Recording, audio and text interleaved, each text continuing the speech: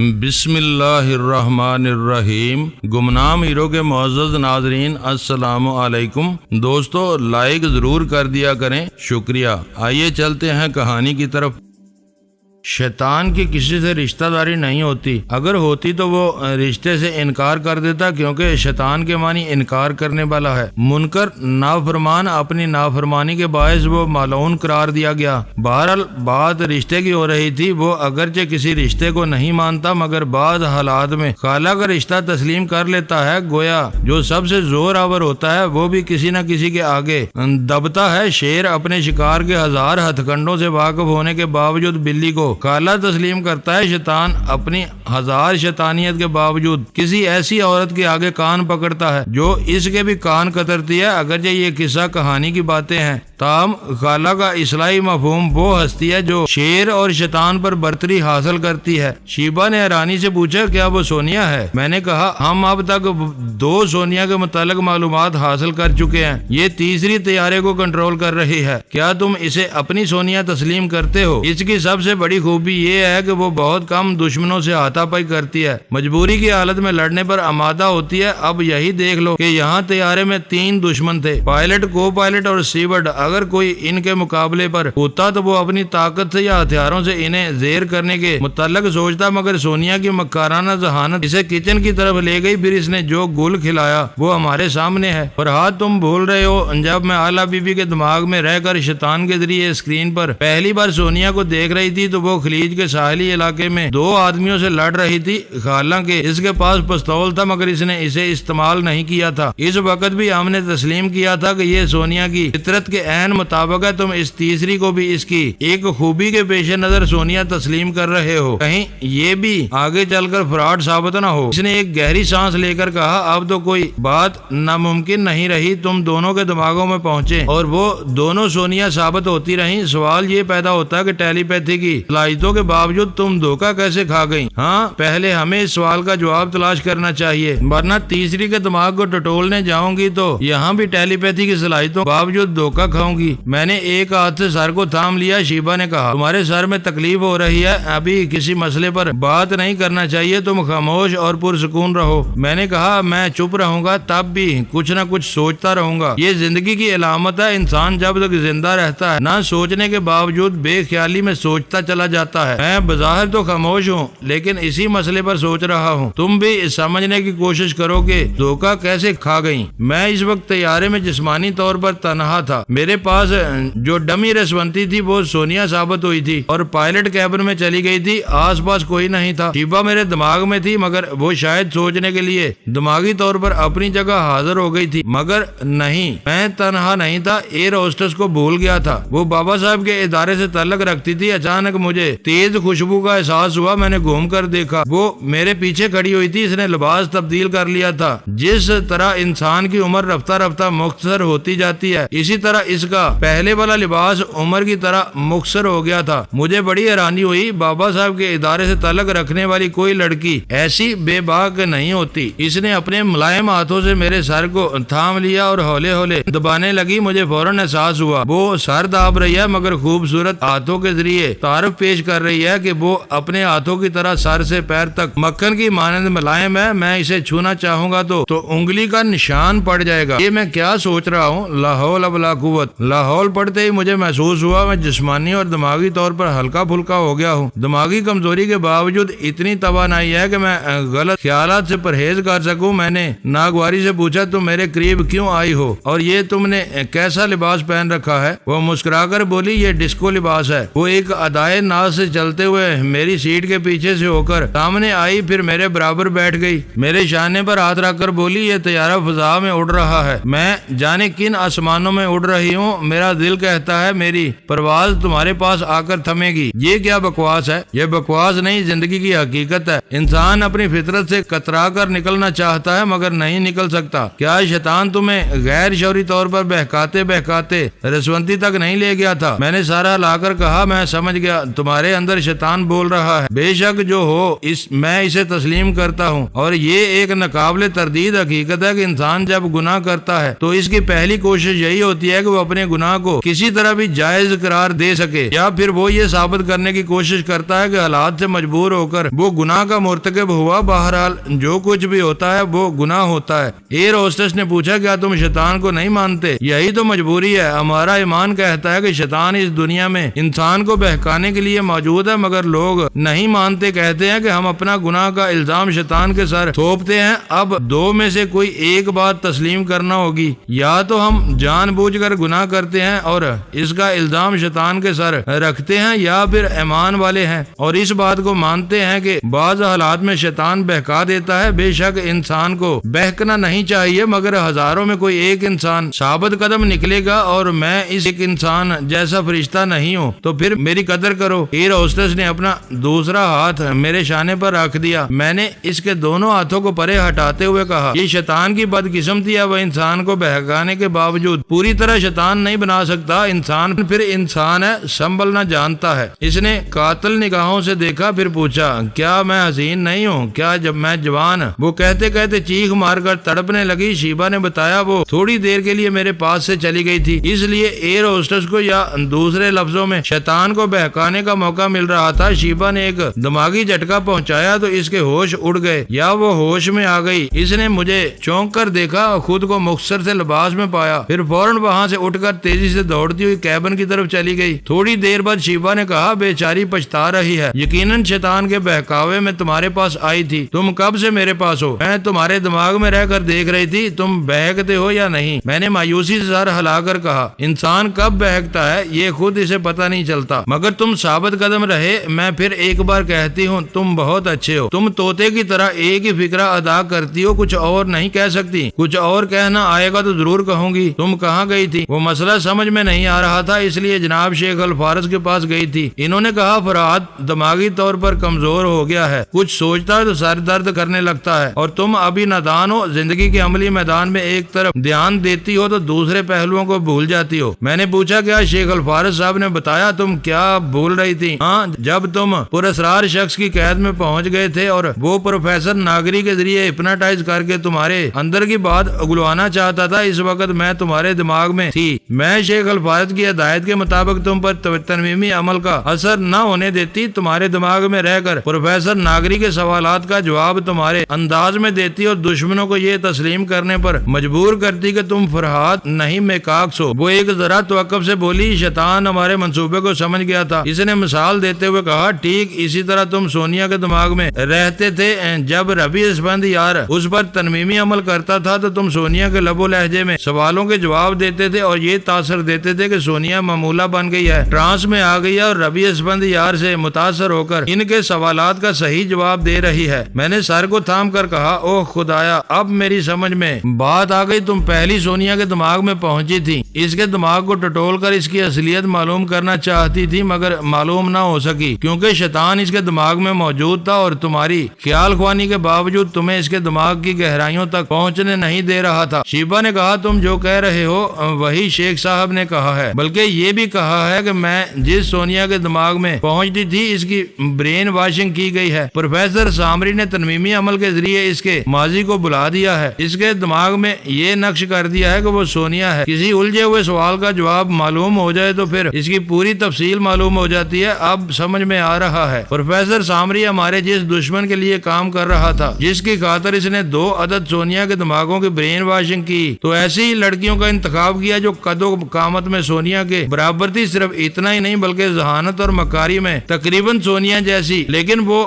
مکمل سونیا نہ بن سکی۔ پومی نے ان دونوں کا بھید کھول دیا۔ تیسری کے متعلق تمہارا کیا خیال ہے؟ تم اس کے دماغ کو ٹٹولنا چاہو گی تو دھوکہ ہو سکتا ہے، مگر کچھ تو کرنا ہی ہے۔ جاؤ اور اس سے باتیں کرو، کم از کم یہ تو معلوم کرو کہ وہ ہمیں کہاں لے جا رہی ہے۔ وہ تیسری سونیا کے پاس گئی، اسے مخاطب کیا، ہیلو سونیا، میں شیبا تمہارے دماغ میں بول رہی ہوں۔ سونیا نے کہا، بولو مدام کمپیوٹر، میں سن رہی ہوں۔ فرحاد نے پوچھا، تم اسے کہاں لے جا رہی ہو؟ پہلے فرحاد سے پوچھو کیا وہ مجھ سے محبت کرتا ہے، اگر کرتا ہے تو کتنی کرتا ہے۔ شیبا نے میرے پاس آ کر کہا، وہ تو عجیب سوال کر رہی ہے، پوچھتی ہے تم اس سے محبت کرتے ہو؟ میں نے جواب دیا، اتنی کرتا ہوں کہ جب وہ ہوتی ہے تو مجھے اس کے سوا کچھ دکھائی نہیں دیتا۔ شیبہ نے اس کے پاس جا کر میرا جواب سنا دیا۔ اس نے جواباً کہا پھر تو محبت اندھی ہوتی ہے اور یہ نہیں جانتی کہ وہ کہاں جا رہی ہے۔ پھر میں تمہیں کیسے بتاؤں کہ فرحاد کو کہاں لے جا رہی ہوں؟ اگر سونیا جہاز تمہارے کنٹرول میں ہے تم سے بہتر کون جان سکتا ہے؟ کیا تم کسی سے محبت کی ہے؟ وہ جھینپ گئی، ہچکچاتے ہوئے بولی نہیں، میں نے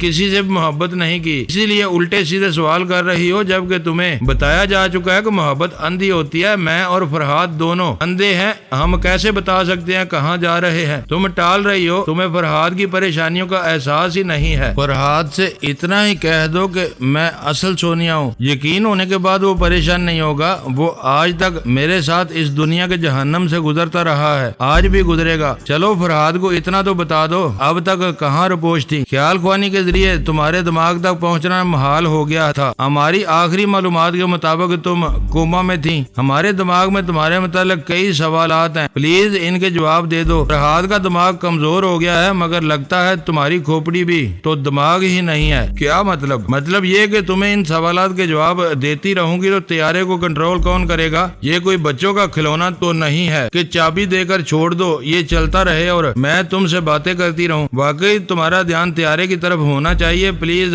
4 لفظوں میں اتنا بتا دو فرحاد کو کہاں لے جا رہی ہو؟ اس نے گن کر 4 لفظوں میں جواب دیا، اپنے بانجے کے پاس۔ بانجا؟ تمہارا بانجا کون ہے؟ وہی جو مجھے خالہ کہتا ہے۔ وہ میرے پاس آ کر بولی فرحاد اس سے باتیں کرنے کے لیے بادام کھانا ہوگا، گھی پینا ہوگا، گویا وہ سونیا ہونے کا ثبوت دے رہی ہے۔ میری بات ختم ہوتے ہی اسپیکر کے ذریعے اس کی آواز سنائی دی۔ وہ کہہ رہی تھی فرحاد ریڈیو ٹرانسمیٹر کے ذریعے مجھے مخاطب کیا جا رہا ہے، شیبہ سے کہو میرے دماغ میں آئے اور مخاطب کرنے والے کی آواز اور لب و لہجے کو گرفت میں لے۔ شیبہ فوراً اس کے پاس پہنچ گئی۔ ریڈیو ٹرانسمیٹر کے ذریعے آواز سنائی دے رہی تھی، ہیلو کیپٹن جیری، تمہارا طیارہ ہماری گائیڈ لائن سے نکل گیا ہے، تم طیارے کو کدھر لے جا رہے ہو؟ ہیلو کیپٹن جیری، فوراً جواب دو۔ سونیا نے کہا تمہارا کیپٹن جیری آرام سے سو رہا ہے۔ دوسری طرف سے کسی نے چونک کر کہا ارے یہ تو کوئی جانی پہچانی سی آواز ہے، تم کون ہو؟ سونیا نے مختصر جواب دیا خالہ۔ یہ کہتے ہی اس نے ریڈیو ٹرانسمیٹر کو بند کر دیا، پھر کہا شیبہ اس مخاطب کرنے والے کو معلوم تھا کہ کیپٹن جیری یوگا کا ماہر ہے، فرحاد اس کے دماغ میں نہیں پہنچ سکے گا۔ بہرحال تم نے سن لیا ہے، فوراً اس کے دماغ میں پہنچو، وہ دشمن اپنے طیارے ہمارے تعاقب میں بھیجیں گے، تمہیں کوشش کرنا چاہیے کہ ان تعاقب کرنے والے طیاروں کے پائلٹ وغیرہ کے دماغوں تک رسائی حاصل کر سکو۔ شیبہ نے خیال خوانی کی پرواز کی، اس نے وہی معلوم کیا جو ہمیں پہلے سے معلوم تھا، یعنی وہ لوگ ماسٹر کی سے تعلق رکھتے تھے۔ ہمارے طیارے کو اغوا کرنے والے 3 افراد جو بے ہوش پڑے ہوئے تھے وہ مجھے ماسٹر کی تک پہنچانا چاہتے تھے، اپنے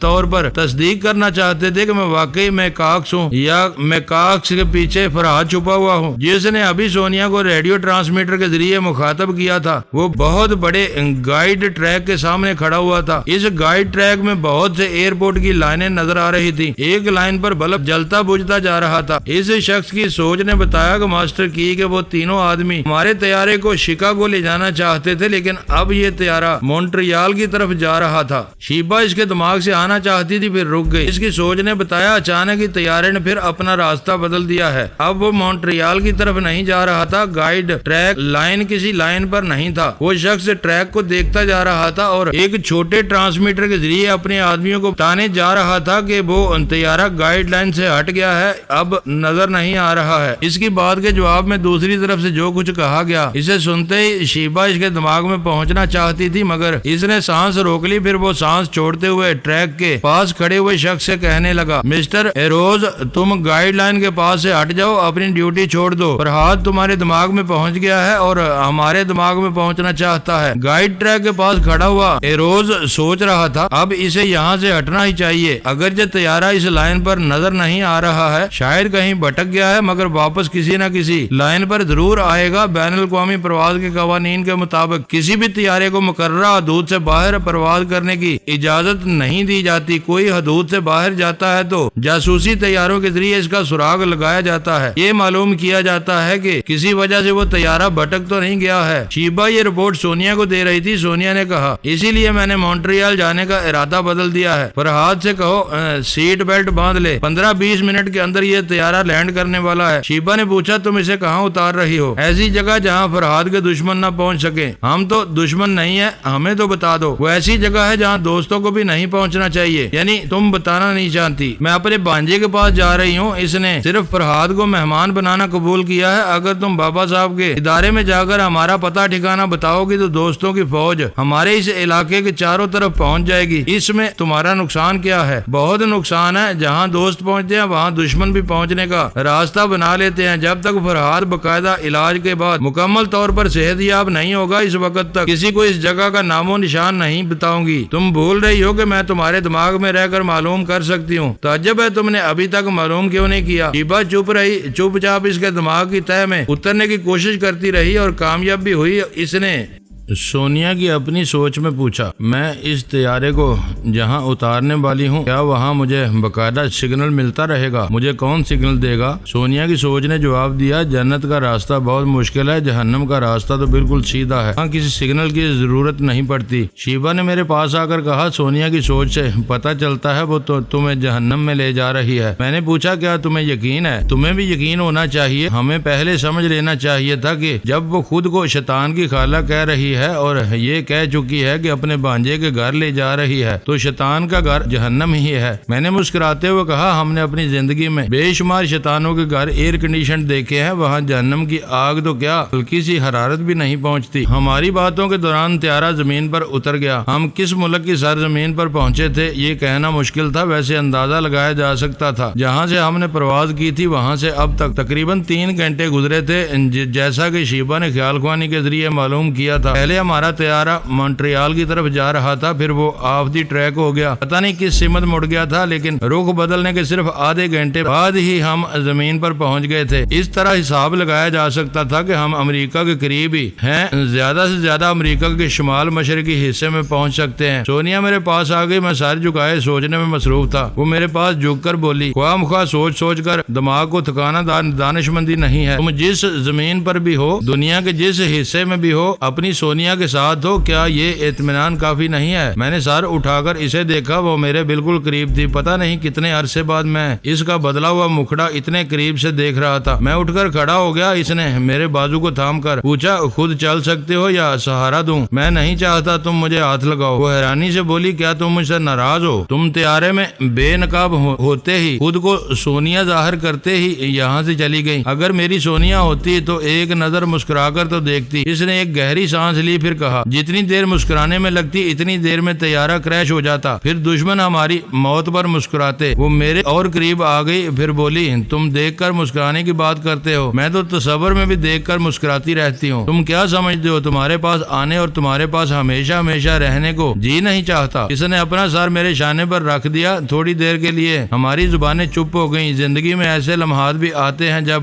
زبان چپ ہوتی ہے اور جذبے بولتے ہیں۔ میں ان لمحات میں یقین سے کہہ سکتا تھا کہ وہ میری سونیا ہے۔ میں نے شیبا کو مخاطب کر کے اپنے یقین کا اظہار کرنا چاہا، پتہ چلا وہ میرے دماغ سے چلی گئی ہے۔ روایت ہے کہ حضرت سلیمان علیہ السلام دربار میں مکھیاں حاضر ہوئیں اور شکایت پیش کی کہ یا حضرت، ہم جہاں جا کر بیٹھتی ہیں ہوا ہمیں اڑا دیتی ہے، خدارا ہوا کو ایسی دشمنی سے باز رکھا جائے۔ حضرت سلیمان علیہ السلام نے انصاف کا تقاضا پورے کرنے کے لیے ہوا کو دربار میں حاضر ہونے کا حکم دیا۔ فوراً حکم کی تعمیل ہو گئی، مگر جیسے ہی ہوا دربار میں حاضر ہوئی مکھیاں وہاں سے اڑ گئیں۔ سونیا ایسی تند ہوا تھی کہ اس کے آگے ڈنک مارنے والی مکھیاں بھی اڑ جاتی تھی، پھر شیبا میرے دماغ سے کیسے نہ جاتی۔ ہم طیارے سے باہر آ گئے، ہمارے لیے ایک بڑی سی ایئر کنڈیشن کار کھڑی ہوئی تھی۔ ہم اس کی پچھلی سیٹ پر بیٹھ گئے۔ ڈرائیور نے کار سٹارٹ کی، پھر اسے آگے بڑھا دیا۔ وہ کوئی باقاعدہ ایئرپورٹ نہیں تھا، مگر جہاز کے اترنے کے لیے مناسب جگہ بنائی گئی تھی۔ وہاں سے نامعلوم منزل کی طرف جاتے ہوئے میں اس علاقے کو دیکھنا اور سمجھنا چاہتا تھا۔ سونیا نے مجھے مخاطب کرتے ہوئے پوچھا، اگر تمہاری بچھڑی ہوئی محبت اچانک سامنے پہنچ جائے تو تم مجبور محبوبہ کو دیکھو گے یا باہر کے مناظر کو؟ ایک وقت میں ایک ہی نظارہ آنکھوں کے سامنے ہوتا ہے اور تم سے بہتر نظارہ کوئی نہیں ہو سکتا۔ اس نے بڑی خوبصورتی سے یا چلاکی سے مجھے اپنی محبت میں الجھا لیا، باہر دیکھنے کا موقع ہی نہیں دیا۔ حالانکہ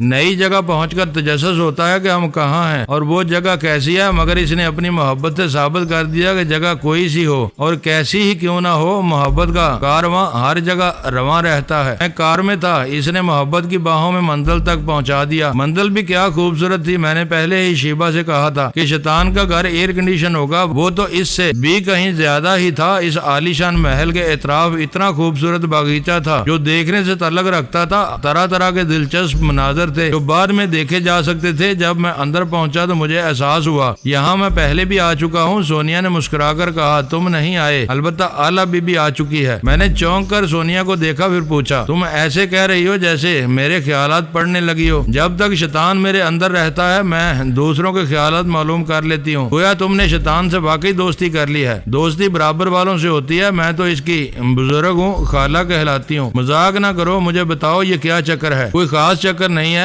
آلا بی بی پروفیسر ناگری کے مہمان تھی اور ہم پروفیسر سامری کے مہمان ہیں۔ میں نے ایک گہری سانس لے کر کہا اچھا تو اب پروفیسر سامری کا چکر چل رہا ہے۔ اچھا تم ابھی کسی چکر میں نہ پڑو، تمہیں آرام کی ضرورت ہے۔ میرے ساتھ چلو، کچھ کھاؤ پیو، پھر آرام سے بیڈ روم میں سو جاؤ۔ جب تازہ دم ہو کر اٹھو گے تو اپنے متعلق بتاؤں گی۔ سونیا تم سے صرف فرحاد محبت نہیں کرتا، ہمارے تمام پڑھنے والے تمام دل و جان سے چاہتے ہیں۔ تمہارا یہ چکر جب تک سمجھ میں نہیں آئے گا مجھے نیند نہیں آئے گی اور نہ ہی میں اپنی داستان آگے بڑھا سکوں گا۔ تمہیں نیند کی آغوش میں پہنچانے کا ذمہ میرا ہے اور جب تم سو ہی جاؤ گے تو داستان آگے بڑھانے کا سوال ہی کہاں پیدا ہوتا ہے؟ جاگنے کے بعد دیکھا جائے گا۔ چلو آؤ۔ وہ مجھے ایک بہت ہی شاندار ڈرائنگ روم میں لے گئی۔ وہاں میز پر طرح طرح کے کھانے چنے گئے تھے۔ میں نے خوب سیر ہو کر کھایا، پھر اس کے ساتھ ایک بیڈ روم میں آیا۔ کھانا اتنا لذیذ تھا اور میں نے اتنا کھایا تھا کہ نشہ چھا رہا تھا۔ میں نے فی الحال اس بیڈ کی تعریف نہیں کر سکوں گا۔ جب میں بستر پر لیٹا تو صرف اتنا یاد رہا کہ سونیا میرے پاس بیٹھ کر میرا سر سہلا رہی تھی۔ اس کے بعد ہوش نہ رہا، میں گہری نیند میں ڈوب گیا۔ ایک تو میں پروفیسر سامری جیسے شیطان کے گھر میں تھا، دوسری سونیا کی شیطانی حرکتیں کچھ کم نہیں ہوتی۔ یقیناً اس نے نشہ آور کھانا کھلایا ہوگا۔ ابھی میں اتنی گہری نیند میں ڈوب گیا تھا، وہ آنکھ کھلی تو حیران رہ گیا۔ میرے زخموں کی مرہم پٹی کی جا چکی تھی۔ کیا میں اتنا غافل تھا کہ مرہم پٹی کے دوران میری آنکھ نہ کھل سکی؟ میں گہری نیند میں تھا یا بے ہوش تھا؟ کچھ سمجھ میں نہیں آ رہا تھا۔ وہ ایک ٹرالی میں نہانے دھونے کا سامان لے کر بیڈ روم میں آ گئی۔ اس نے بہت ہی خوبصورت سا لباس پہنا ہوا تھا، اتنی حسین اور دلکش لگ رہی تھی کہ میں اسے دیکھتا رہا۔ اس نے کہا مرہم پٹیوں کے باعث سے تم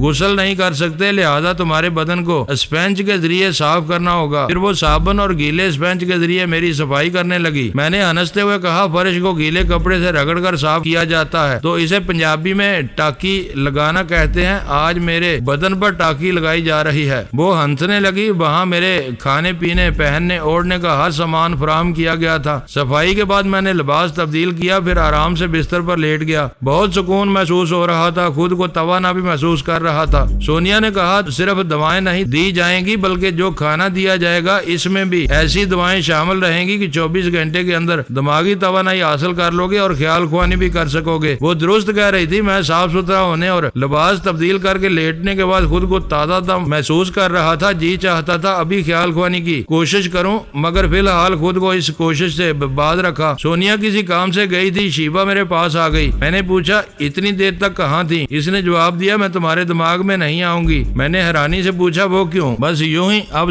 سونیا جو تمہارے پاس ہے، پہلے تم مجھ سے ڈرتی تھی کہ کہیں تمہارے دماغ میں جگہ نہ بنا لوں، کیا اب سونیا سے ڈر رہی ہو؟ میں بھلا کیوں ڈروں گی؟ تو پھر کیا بات ہے؟ کیا تم اتنے نادان ہو؟ اتنا بھی نہیں سمجھتے؟ جب وہ طیارہ یہاں پہنچا تو میں معلوم کرنا چاہتی تھی تمہیں کہاں پہنچایا جا رہا ہے، مگر سونیا تمہارے اتنے قریب آ گئی تھی کہ مجھے دور جانا پڑا۔ میں نے ہنستے ہوئے کہا اچھا سمجھ گیا بھائی، تھوڑی دیر بعد تو آ سکتی تھی۔ نہ میں نے کبھی محبت کی ہے، نہ جانتی ہوں کہ محبت کا ٹائم ٹیبل کب تک جاری رہتا ہے۔ اب کیسے آ گئی؟ کیا کروں جناب، شیخ الفارس بہت دیر سے ضد کر رہے تھے کہ مجھے تمہاری خیریت معلوم کرنا چاہیے، مجبوراً آنا پڑا۔ پتہ چلا تم گہری نیند میں ہو، میں پھر واپس چلی گئی۔ انہیں بتا دیا کہ تم خیریت سے ہو، تمہاری مرہم پٹیاں کی جا رہی ہیں اور باقاعدہ علاج ہو رہا ہے۔ چلو ٹھیک ہے، شیخ الفارس صاحب مطمئن تو ہو گئے۔ جب تک تم شیطان کے گھر میں رہو گے وہ کبھی مطمئن نہیں رہیں گے۔ انہوں نے پھر مجھ سے ضد کی تھی کہ میں تمہارے دماغ میں جاؤں، مجبوراً پھر تمہارے پاس آئی تو وہ کہتے کہتے رک گئی۔ میں نے پوچھا تو کیا ہوا؟ میں کیا بتاؤں، کیا تمہیں پتا نہیں ہے کہ سونیا بیگم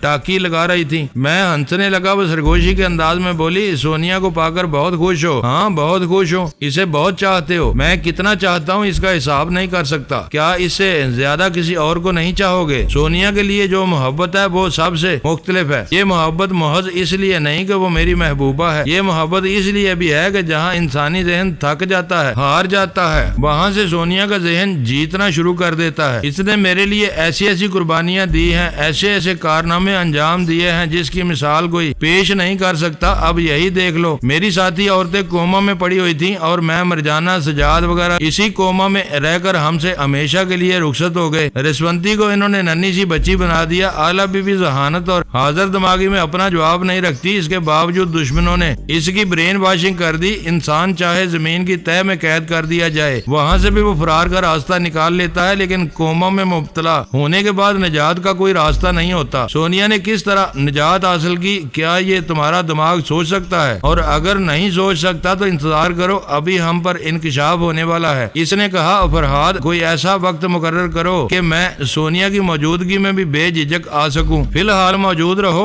باہمی رابطے کے متعلق بعد میں وقت طے کر لیں گے۔ اسی وقت سونیا پھر ایک ٹرے لے کر کمرے میں داخل ہوئی۔ اس بار ٹرالی میں کھانے پینے کا سامان تھا۔ میں نے کہا، تم تو بالکل گھر والی بن گئی ہو، میری خدمت کرنے سے فرصت ہی نہیں مل رہی ہے۔ وہ مسکرا کر بولی، مرد بیمار ہو تو سپاہیانہ زندگی گزارنے والی عورت کو بھی میدان جنگ سے واپس آ جانا چاہیے۔ میں نے ہنستے ہوئے کہا، شاید اسی لیے عورتوں کو میدان جنگ میں بھیجا نہیں جاتا، ورنہ وہ لڑتے لڑتے دشمن سے کہیں گی، ذرا ہاتھ روک لو، میرے میاں کی چائے کا وقت ہو گیا ہے اور بچے کو دودھ پلانا ہے۔ اس نے بھرا ہوا گلاس میری طرف بڑھاتے ہوئے کہا، لو دودھ پیو، سیب کھاؤ، باتیں کم کرو۔ میں بستر سے اٹھ کر آرام سے بیٹھ گیا، پھر بولا، سونیا صرف میں تمہیں نہیں چاہتا، بے شمار لوگ تم سے محبت کرتے ہیں اور تمہارے متعلق جاننے کے لیے بے تاب ہیں۔ اس وقت شیبہ میرے دماغ میں موجود ہے، اس کے ذریعے تمہاری ہسٹری بابا صاحب کے ادارے تک پہنچ جائے گی۔ وہ اپنے لیے ایک پیالی کافی تیار کرتے ہوئے بولی، ہماری زندگی میں سکون نہیں ہے، میں نے سوچ رکھا تھا چاہے جس قیمت پر بھی سکون میسر ہو میں اسے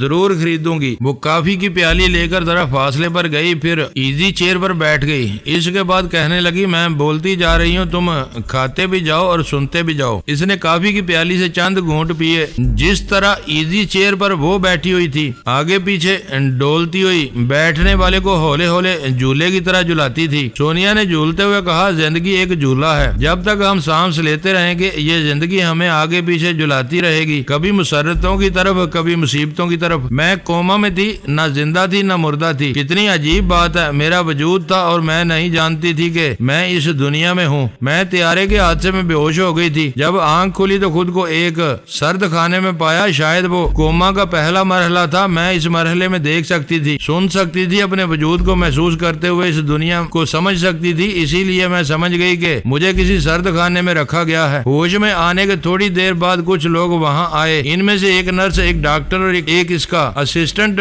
بھی تھا۔ ڈاکٹر نے مجھے ترکی زبان میں مخاطب کیا، ہیلو سونیا، کیسی ہو؟ میں جواباً کچھ نہیں کہہ سکتی تھی، کہنے کی سکت نہیں تھی، حلق خشک ہو رہا تھا۔ اس نے کہا، ہماری گفتگو کے لیے ترکی زبان مناسب رہے گی، فرہاد تمہارے دماغ میں موجود رہنے کے باوجود میرے دماغ میں نہیں پہنچ سکے گا۔ اس نے میری کلائی تھام لی، نبض ٹٹولنے لگا، پھر اس نے میری آنکھوں کا معائنہ کیا، میں تھوک نکلنے لگی۔ اس نے سارا ہلا کر کہا، میں جانتا ہوں تمہارا حلق خشک ہو رہا ہے۔ اس نے نرس کو حکم دیا، وہ میرا منہ کھول کر میرے حلق میں کوئی رقیق مادہ ٹپکانے لگی، شاید کوئی دوا تھی جس سے میرا حلق تر ہونے لگا۔ اس دوران ڈاکٹر اپنے ساتھ آنے والوں سے کہہ رہا تھا، اسے زیادہ سے زیادہ 1 ہفتے کوما میں رکھا جا سکتا ہے۔ ایک نے ترکی زبان میں جواب دیا، 1 ہفتہ ہمارے لیے بہت ہے۔ ڈاکٹر نے کہا، تمہارے لیے بہت ہے، مگر یہ مت بھولو کہ سونیا ہے، یہ کیسی بلا ہے آنے والا وقت ہی بتائے گا۔ دوسروں کو چھوڑو، فرہاد اس کی تلاش میں ہوگا، بلکہ اس وقت دماغ میں موجود ہوگا، ہماری زبان کا ترجمہ اس کے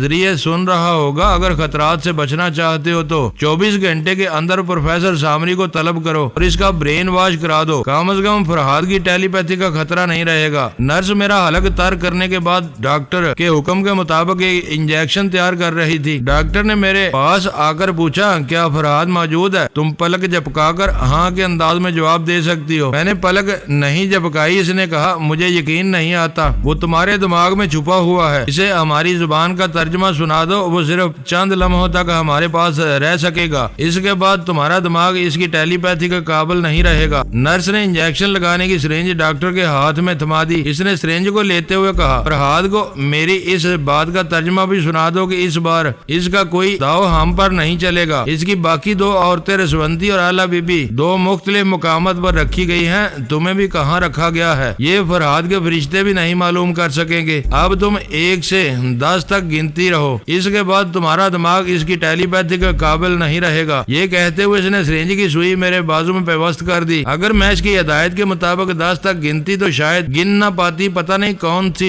दवा मेरे जिस्म में इंजेक्ट की गई थी। अचानक मेरा दिल डूबने लगा। मुझे ऐसा लगा जैसे जान निकल रही हो। देखते ही देखते मेरा जिस्म बेहिस हो गया था, कान सुन्न हो गए थे, कोई आवाज मुझ तक नहीं पहुंच रही थी। फिर आंखों के सामने धुंध छा गई थी। अब मुझे कुछ नजर नहीं आ रहा था। भला मैं कैसे देखती, कैसे सुनती, जबकि दिमाग ही काम नहीं कर रहा था, सोचने के काबिल नहीं रह गया था। और जब इंसान कुछ सोच ना सके तो फिर इसका शुमार जिंदों में नहीं होता। अगर मैं ये कहूँ कि मैंने जिंदा रहकर मौत का जायका चखा है तो ये बेजाना होगा। मुझे नई जिंदगी मिली है। अब जो मैं मौजूदा हूँ तो ये मेरा दूसरा वजूद है। मेरे पहले और दूसरे वजूद के दरमियान मौत का वक्फा रहा था, जैसे हम कोमा कहते हैं। मौत और कोमा में सिर्फ इतना फर्क है कि मौत के बाद इंसान सांस लेने के काबिल नहीं रहता। कोमा के दौरान मेरी सांस बराए नाम चलती रही थी। दोस्तों, वीडियो को लाइक जरूर कर दिया करें। ISI पाक आर्मी जिंदाबाद, पाकिस्तान पाइंदाबाद। मुअज़्ज़ज़ नाज़रीन, अपना ख्याल रखिएगा और अपने इस चैनल का भी शुक्रिया।